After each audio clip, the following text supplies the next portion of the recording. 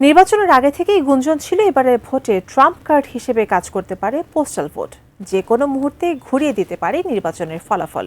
এই গুঞ্জন পুরোপুরি সত্য না হলেও সারা দেশের মধ্যে দুটি আসনে ফলাফল পরিবর্তনে আনে পোস্টাল ভোট। তাহলে কোন দল এগিয়ে সে পোস্টাল ভোটে? আর এই নির্বাচনে বিএনপি নিরঙ্কুশ জয় পেয়ে সরকার গঠন করলেও জামায়াত ইসলামী মোট কত ভোট পেয়েছে? বিস্তারিত জানাচ্ছেন শেখ ফরিদ।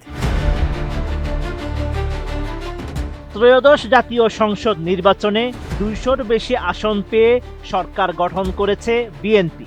অন্যদিকে প্রথমবারের মতো জাতীয় সংসদে বিরোধী দলের ভূমিকায় থাকা জামায়াত ইসলামও ভোটের মাঠে দেখিয়েছে বড় চমক। আবার স্বতন্ত্র প্রার্থীরা ভোট পাওয়ার ক্ষেত্রে তৃতীয় অবস্থানে থাকলেও বড় বিপর্যয় দেখা যায় জাতীয় পার্টির।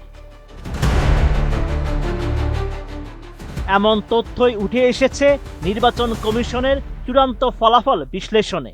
এতে দেখা যায় বিএনপি ধানের শীষ প্রতীকে 290 জন প্রার্থী নিয়ে ভোট পেয়েছে 3,74,65,038টি, যা মোট ভোটের 49.97%।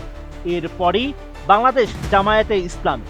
দলটি দাঁড়িপাল্লা প্রতীকে 227 জন প্রার্থী নিয়ে ভোট পেয়েছে 2,38,13,639টি, যার হার 31.76%। এছাড়া 274 জন স্বতন্ত্র প্রার্থী মিলে মোট 43,39,834 ভোট পেয়েছেন, যা মোট ভোটের 5.79%। রাজনৈতিক দলগুলোর মধ্যে এনসিপি 22,86,795 ভোট পেয়ে আলোচনায় এসেছে। তবে বিগত 3টি নির্বাচনে বিরোধী দলের ভূমিকায় থাকা জাতীয় পার্টি এবার চরম বিপর্যয়ের মুখে পড়েছে।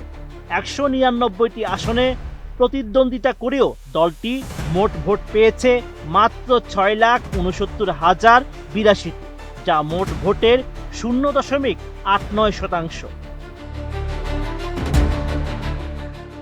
এবারের নির্বাচনে প্রথমবারের মতো পোস্টাল ব্যালট পদ্ধতি রাজনৈতিক অঙ্গনে বেশ আলোচনার জন্ম দিয়েছে। প্রবাসী ভোটার, ভোটের দায়িত্বে থাকা কর্মকর্তা ও আইনে হেফাজতে থাকা ব্যক্তিদের ভোটাধিকার নিশ্চিত করা এই পদ্ধতিতে প্রদত্ত ভোটের সিংহভাগই পেয়েছে বিএনপি ও জামায়াতে ইসলামী। নির্বাচন কমিশনের ফলাফল বিশ্লেষণে দেখা যায় সারা দেশে 300 আসনে মোট পোস্টাল ভোটারের সংখ্যা ছিল 15,20,093 জন। এর মধ্যে ভোট দিয়েছেন 10,63,874 জন, যার হার 69.99%। এর মধ্যে বাতিল হয়েছে 57,898 ভোট। আর বিএনপি জামায়াত মিলে পেয়েছে 8,10,298 ভোট, যা মোট ভোটের 76.16%। তবে একক দল হিসেবে দাঁড়িপাল্লায় বেশি ভারী। দলটি পেয়েছে পোস্টাল ভোটের 45.88%, অর্থাৎ 4,88,114 ভোট পেয়েছে দলটি। অপরদিকে বিএনপি পেয়েছে 30.28% ভোট, অর্থাৎ 3,22,144 ভোট। এছাড়া এনসিপি পেয়েছে 52,840 ভোট, যা মোট ভোটের 4.96%। Sheikh Farid, ATN news.